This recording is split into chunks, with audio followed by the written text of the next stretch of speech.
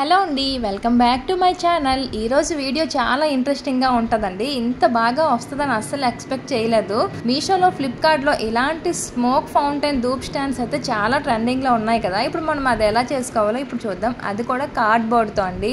ఇది చేసుకోవడానికి మాత్రం అంత ఖర్చు ఏమీ ఉండదండి. సింపుల్గా మన ఇంట్లో ఉండే వాటితోనే ఈజీగా చేసుకోవచ్చు అనమాట. ఇలాంటి ఒక కార్డ్బోర్డ్ని అయితే తీసుకొని ఇలా నేను చూపిస్తున్నట్టు రౌండ్గా అయితే కట్ చేసుకోండి. నేనైతే ఒక ప్లాస్టిక్ డబ్బాలు అయితే ఉంటాయి కదా, దానిపైన క్యాప్ని అయితే ఇలా పెట్టి రౌండ్గా పెన్తో గీసి ఇలా రౌండ్గా కట్ చేసుకున్నా అండి. రౌండ్ సర్కిల్లా అలా కట్ చేసుకున్నాక దానికంటే చిన్నది మన బ్యాంగిల్ అంత సైజులో ఇంకా కార్డ్బోర్డ్ని అయితే కట్ చేసుకోండి. ఇలాంటి మన బ్యాంగిల్ సైజ్ అంత కార్డ్బోర్డ్స్ని అయితే ఒక 10 వరకు అయితే కట్ చేసుకోండి, యూజ్ అవుతాయి మనకి. చూసారు కదా, ఇలా 2 సైజుల్లో అలా కార్డ్బోర్డ్స్ని అయితే కట్ చేసుకున్నాక ఇప్పుడు రౌండ్గా చిన్నవి చూపించాను కదా, చిన్నగా రౌండ్గా కట్ చేసుకున్నవి అలాంటివి ఒక 3 ఒకదానిపై ఒకటి పెట్టి అలా గమ్తో అంటించేయండి. చూసారు కదా, ఒకటే 3 పెట్టాను. అలాంటివి ఒక 5 వరకు చేసుకోండి.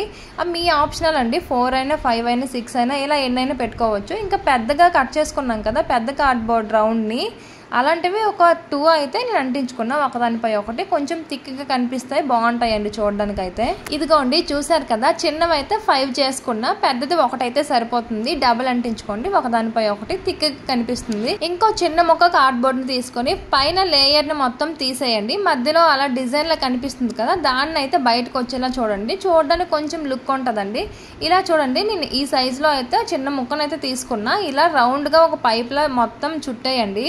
చుట్టుకున్నాక లాస్ట్లో గమ్ పెట్టేయండి. ఒక పైప్లా రెడీ అవుతుంది కదా, అలాంటివి ఒక 2 అయితే కావాలి మనకి. ఇలా చూసారు కదా, నేను చూపించినలా అలా 2 చేసుకోండి. 2 చేసుకుని సైడ్కి పెట్టేసుకోండి. అలా చేసుకున్నాక పెద్ద సర్కిల్ కార్డ్బోర్డ్ ఉంది కదా, దానికైతే ఒక సైడ్కి అయితే అంటించేసుకోండి. సెంటర్లో కాదు, మరి చివరికి కాదు, అలా అంటించుకోండి. నేను చూపించినలా అలా ఆ పైప్ని అంటించుకున్నాక దానిపైన చిన్నగా కట్ చేసిన కార్డ్బోర్డ్ సర్కిల్ ఉంది కదా, దాన్ని అయితే దానిపైన అంటించుకోండి.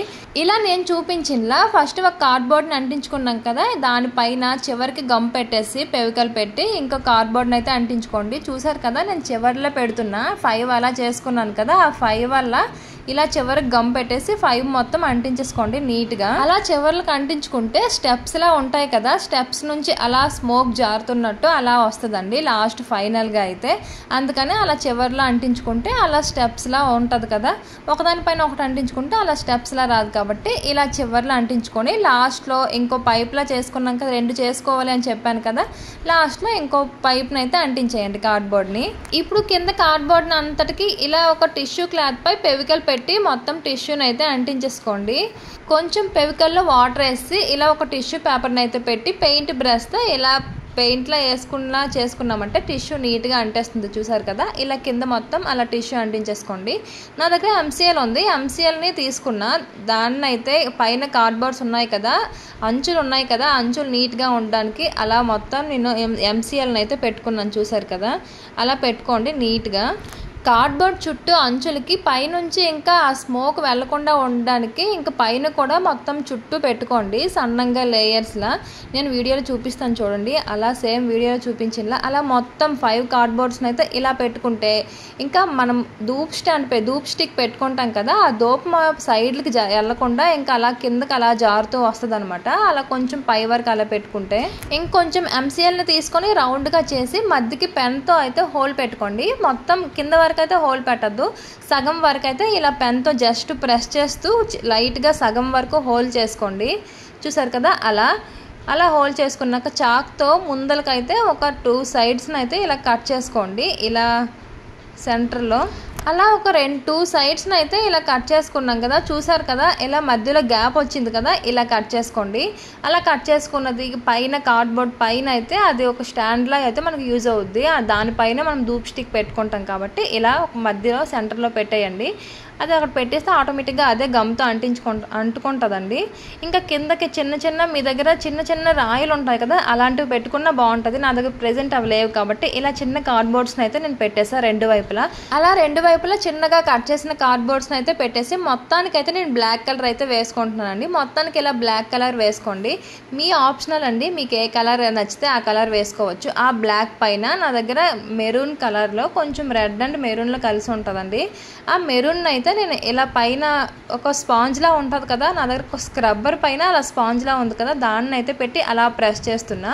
అలా స్పాంజ్తో జస్ట్ అలా ప్రెస్ చేస్తూ ఉండండి, జస్ట్ సరిపోతుంది. పెయింట్ బ్రష్తో పెయింట్లా వేయొద్దు. నెక్స్ట్ ఇక్కడ నేను ఒక చిన్న శివలింగం అయితే చేసుకుంటున్నానండి. ఒక దీపం అయితే నా దగ్గర ఉంది, దానికి ఒక పిండి అయితే పెట్టేసుకున్నా. పిండి వాటర్ వేసి కలిపేసి పిండి అలా పెట్టుకున్నా. పైన శివలింగంలో పెట్టుకున్నా. దానికి కూడా నేను మొత్తం బ్లాక్ కలర్ వేసుకుంటున్నాను.